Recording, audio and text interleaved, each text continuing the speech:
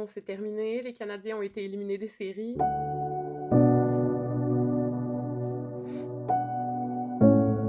Puis comme je fais tout le temps en retard sur tout le monde, pas plus folle qu'une autre, on va un petit peu profiter des restants de cette fièvre des séries en faisant un top 5 des meilleurs contenus keb de hockey auxquels on a eu droit cette saison. En commençant par la 5e position, les désormais célèbres recap de Julien Leclerc. Ah ben, Canadien a perdu la 4e game. Merde!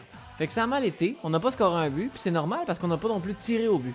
En 4e position, c'est même pas un contenu d'influenceur, je pense. C'est juste un contenu qui est devenu viral et je parle des mini youpies de Bianca.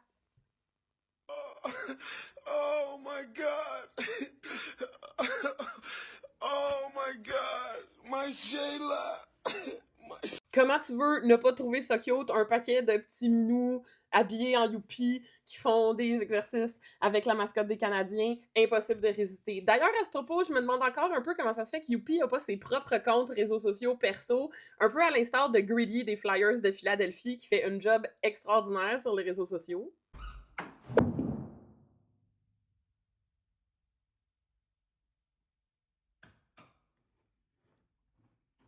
En 3e position, j'ai pas le choix de mettre des extraits de doublage parce que c'est toujours hilarant, je trouve. Là, il y en a vraiment plusieurs qui ont fait ça, des doublages de hockey cette saison. Je pense entre autres à ceux du compte Abscis1314 sur TikTok, mais je vais vous mettre mon doublage préféré et c'est un doublage de Arnaud Soli.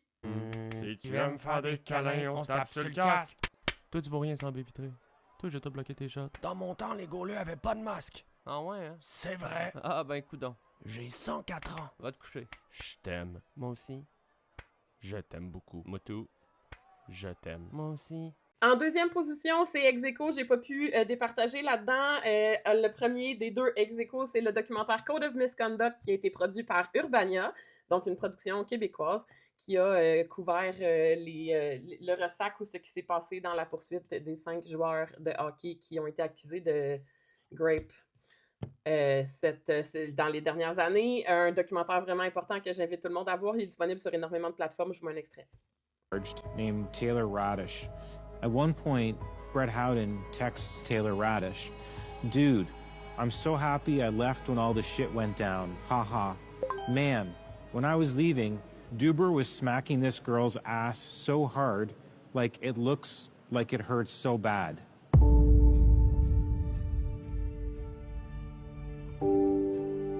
Puis je mets ça ex-aequo avec toutes les personnes qui se sont mobilisées puis qui ont fait des posts pour s'obstiner avec les médias que la victoire de Montréal méritait plus de visibilité médiatique parce que Go Girls, c'est nos championnes cette année. And the best part of this plan is, no one can stop me. Avant de vous donner le top 1, je dois faire une mention spéciale à un contenu qui n'est pas keb parce que c'est, je pense, je sais pas si c'est pas le meilleur contenu de hockey qu'on a eu cette année parce que c'était hilarant, mais ça n'a pas rapport avec la saison de la LNH, ça a rapport avec les Olympiques qui détenaient les droits de diffusion auprès de CBC, je pense, en fait. Donc, la LNH n'avait pas les droits de diffusion en ligne des extraits de hockey des équipes aux Olympiques et ils ont dû être créatifs.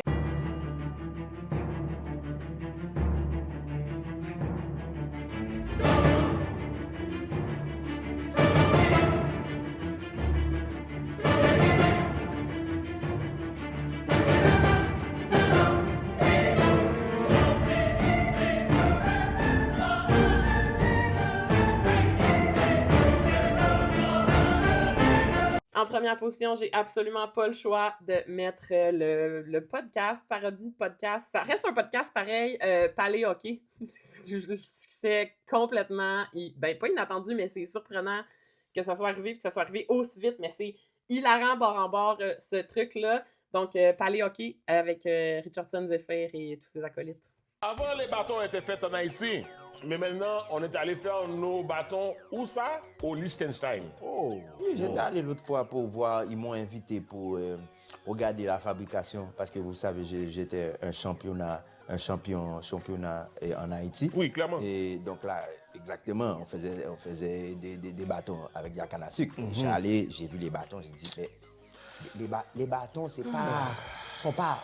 Là-dessus, on se retrouve la saison prochaine avec une équipe plus d'expérience, puis on croise les doigts qu'on va encore se rendre aux séries, puis que peut-être qu'enfin la coupe reviendra à Montréal.